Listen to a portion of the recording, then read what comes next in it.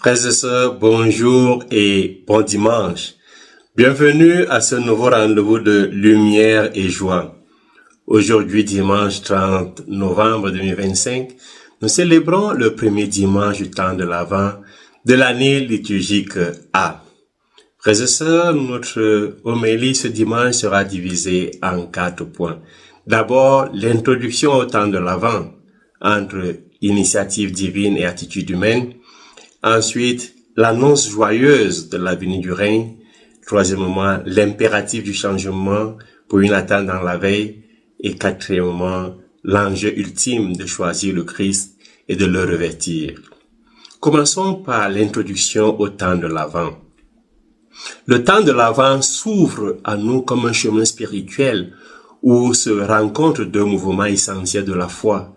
L'initiative divine de la venue de Jésus et l'attitude humaine de l'attente et de l'accueil de cette venue.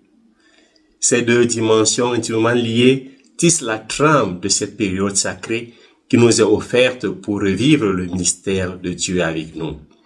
D'un côté, donc, l'Avent nous révèle l'initiative divine fondamentale, Dieu qui vient, comme le prophète Isaïe l'annonce, « Venez, montons la montagne du Seigneur ». Cette venue est d'abord l'œuvre de Dieu lui-même. Elle culmine en Jésus l'Emmanuel, Dieu avec nous, dont la présence transforme notre quotidien. Cette venue n'est pas un événement seulement passé ou futur. Elle est l'offre permanente d'une compagnie divine qui visite notre histoire et se dissimule dans l'ordinaire, le quotidien de nos vies. De l'autre côté, l'Avent exige de nous une attitude humaine fondamentale, une attente active. Le Christ lui-même nous y invite. Il dit, « Veillez donc, car vous ne savez pas quel jour votre Seigneur vient. » Matthieu chapitre 24, verset 42. Cette attente n'est pas une passivité, mais une tension vers celui qui vient, une recherche de sa présence qui éveille en nous le désir de monter vers le Christ qui vient. C'est une veille qui nous appelle à rejeter les œuvres des ténèbres, à nous revêtir des armes de lumière, comme le rappelle Paul dans la deuxième lecture, transformant ainsi toute notre vie en pèlerinage vers la maison du Seigneur.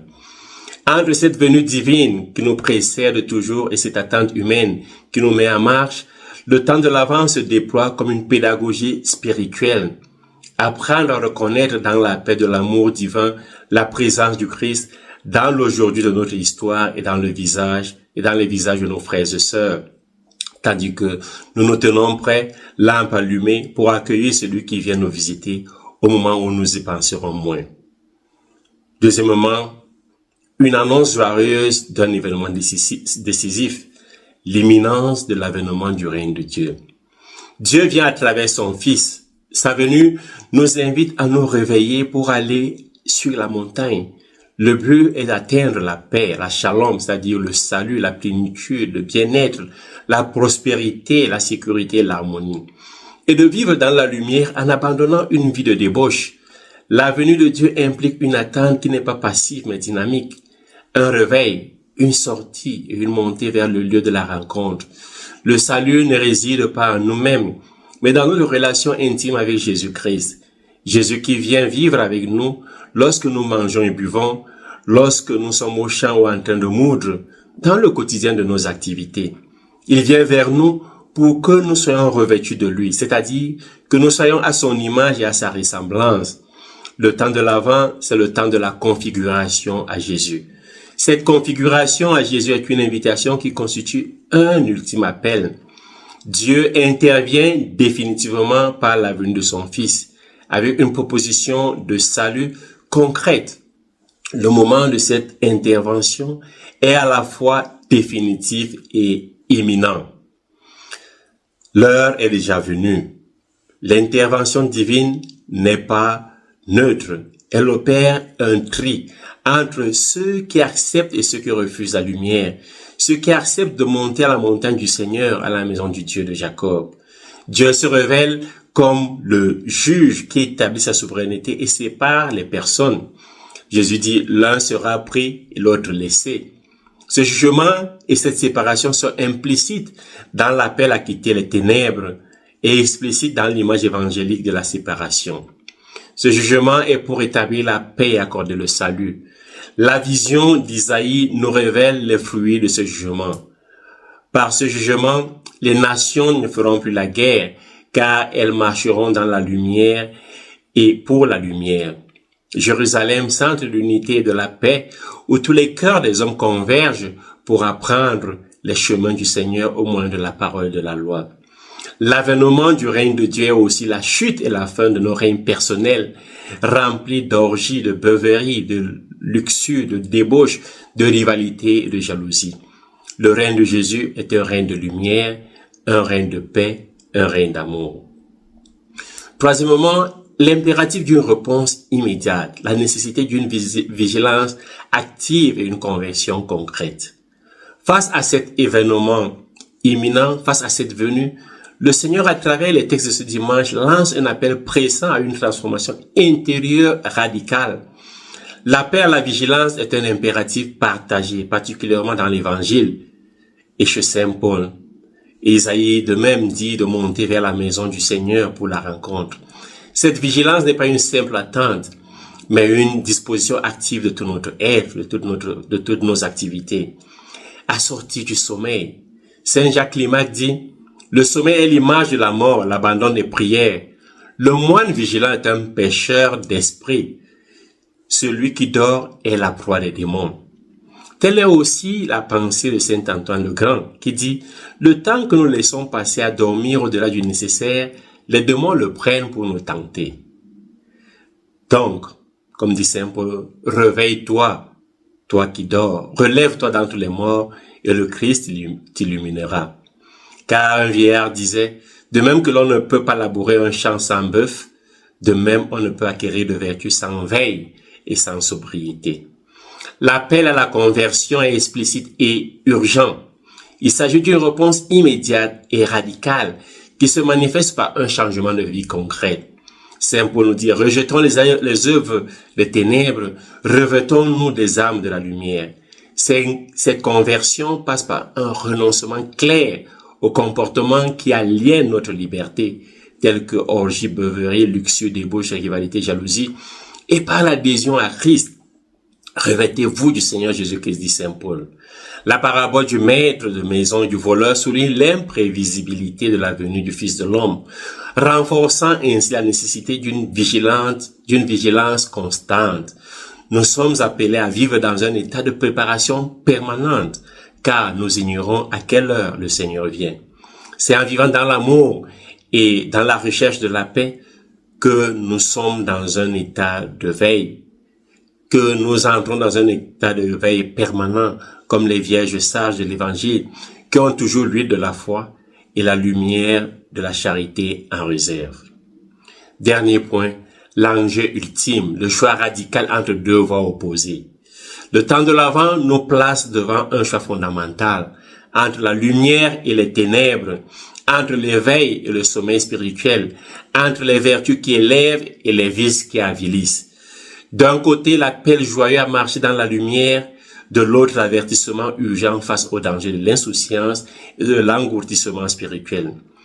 Face à la promesse d'une paix universelle, Jésus vient accomplir cette prophétie en rassemblant ceux qui montent vers la montagne du Seigneur. Ce sont ceux qui acceptent de se laisser instruire par la parole de Dieu, qui abandonnent les ténèbres du sommeil spirituel et de l'insouciance pour marcher résolument dans la lumière. Concrètement, cela signifie transformer nos épées en socs, convertir nos armes de destruction en instruments de vie, changer nos conflits en collaboration, nos jalousies en bienveillance, nos rivalités en communion. Comme l'exprime saint Paul, il s'agit de renoncer aux orgies, aux beuveries, pour nous revêtir du Christ lui-même. Le temps de l'Avent nous apprend à revêtir le Christ qui vient nous visiter. Et ce revêtement signifie changement d'identité. Comme on enfile un vêtement qui nous couvre, nous définit, revêtir le Christ, c'est laisser sa propre identité égoïste et pécheresse et être recouverte, transformée par celle du Christ. C'est-à-dire, dire comme saint Paul, ce n'est plus moi qui vis, c'est le Christ qui vit en moi. Revêtir le Christ, c'est aussi une manifestation, se manifeste, se révèle de façon visible. C'est un vêtement qui se voit. Revêtir le Christ, c'est rendre sa présence visible à travers nos actions, nos paroles et nos attitudes. Les gens doivent voir le Christ en moi. Frères et sœurs, j'aimerais partager maintenant avec vous deux belles histoires. La première qui exprime le changement d'identité. Une femme avait été profondément blessée par les paroles de son ami. La relation était tendue, mais elle a pensé de revêtir le Christ. Revêtir le Christ sur la croix qui a pardonné à ses bourreaux. Et compris que c'est prendre la décision douloureuse mais libératrice de tendre la main vers l'autre, de dire « Tu m'as blessé, mais je choisis de te pardonner et je veux que notre amitié continue. » Ce n'est pas nier la blessure, mais la guérir par le pardon et la miséricorde. Revêtir le Christ par une manifestation visible, une autre histoire. Une volontaire raconte avoir aidé Sainte Mère Thérèse à soigner un homme mourant, couvert de plaies dans les rues de Calcutta. La tâche était humainement répugnante, mais elle a vu Sainte Mère Thérèse le faire avec une tendresse et un respect infini, comme si elle soignait le Christ lui-même. Mère Thérèse disait souvent, dans chacun des pauvres, c'est le Christ que nous servons. C'est donc l'exemple ultime de la façon de revêtir le Christ. Porter le vêtement du Christ, c'est manifester visiblement dans nos actions l'œuvre du Christ. C'est voir sa face dans ceux qui souffrent autour de nous. Frères et sœurs, l'Avent nous invite ainsi à un examen de conscience exigeant. Quelle est l'épée que je dois transformer aujourd'hui en soc? Quelle est la lance que je dois transformer aujourd'hui en faucille? Quel aspect de ma vie nécessite cette métamorphose spirituelle qui me permettra de participer pleinement à la fête de la nativité et à la paix du royaume? L'Avent, c'est une décision quotidienne de laisser son moi égoïste de côté pour laisser la vie du Christ se manifester à travers moi dans les petites et les grandes choses, transformant ainsi mon humanité ordinaire en une vie extraordinaire, en une vivante offrande à Dieu. C'est cette transformation personnelle de chacun qui fera advenir Jésus-Christ et son règne dans notre monde. Bon dimanche, loué soit Jésus-Christ, fructueux temps de l'Avent, et que Dieu vous bénisse.